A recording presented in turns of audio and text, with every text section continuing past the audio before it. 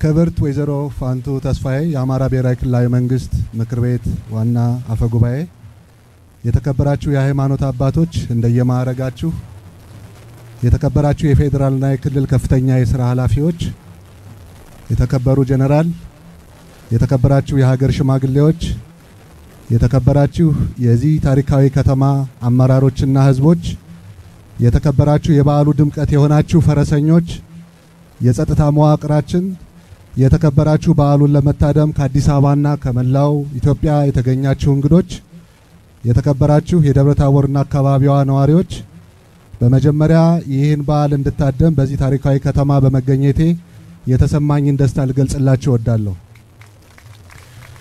ደብረ ታቦር በኢትዮጵያ ጥንታዊና ቀደምት ስልጣኔ ስመጥር ከሆኑ ከተሞች መካከል የምትጠቀስ ታሪካዊ ከተማ ናት።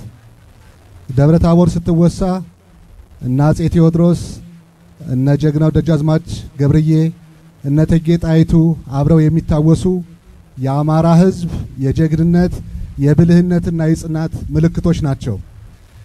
ደብረ ታቦር ከላይ በጉና ከታች በጣና የተከበበች በአየር ንብረቷ ተስማሚ ውብ ተፈጥሮና ተዝጎ የማያልቅ ታሪክ የታደለች ለኢንቨስትመንት ተመራጭ ከተማ ናት።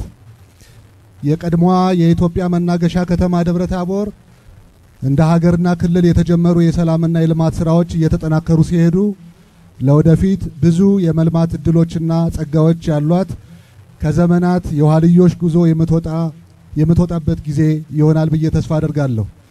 ይህ ታላቅ ሀገርና ህዝብ መነሻ እርሾ አለው፣ ገናና ታሪክ አለው፣ ውብ ባህልና ትውፊት አለው። ወደ ነገ ለመፈንጠር በርካታ እድሎች አሉን።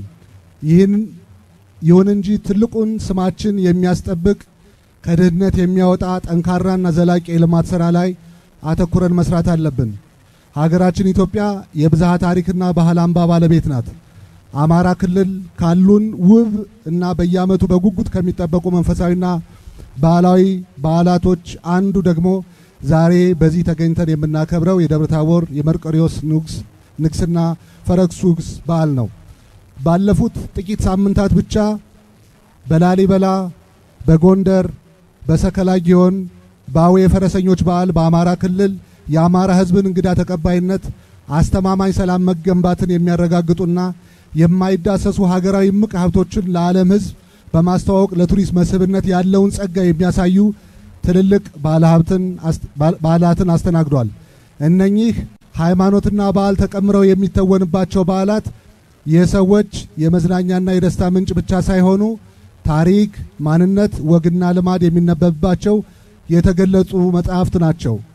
ከዚያ አኳያ የደብረ ታቦር የፈረስ ጉግስ ከልዩ ክዋኔውና የደስታ ምንጭነቱ ባሻገር ገና ብዙ ጥናት የሚጠይቅ ለዓይን ሳቢ የሆነ ባህላዊና ታሪካዊ ገጽታ ያለው ሁነት ነው። ዛሬ ዓለም ወደ አንድ መንደር ተሳስሮ ባለበት ጊዜ ይህን የመሰለ ድንቅ ባህል ተጠቅሞ በኢኮኖሚ መጠቀም ስለሚገባ ለኢንቨስትመንት የተመቸ ሁኔታ በመፍጠር ከአመራሩና ከህዝቡ በርካታ ስራዎች ይጠበቃሉ። ሀገራችን ኢትዮጵያ እንዲህ ያሉ በርካታ ለአብሮነት መሰረት የሚጥሉ የብዝሃነት መሰረት የሆኑ መንፈሳዊና ባህላዊ ገጸ በረከቶችን ታድላለች።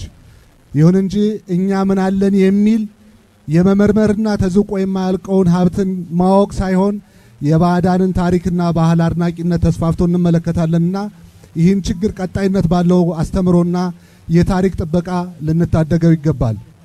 ይህ የፈረሱግስ በዓል በአንድ በኩል መንፈሳዊና ባህላዊ ይዘቱን ጠብቆ ከትውልድ ወደ ትውልድ እንዲተላለፍ፣ በሌላ በኩል የአባት አርበኞችን ተጋድሎ በማሰብ ትውልዱ በትላንት ማንነቱ ላይ ነገውን እንዲያይ ነገውን እንዲሰራ ለማድረግና በሶስተኛ ደረጃ በቱሪዝም ሀብትነት ለሀገራችንም ሆነ ለከተሞቻችን እንዲጠቅም ለማስቻል እንደ ሀገርና እንደ ክልል በትኩረት የሚሰራበት ጉዳይ መሆኑን ላሳውቃችሁ እወዳለሁ።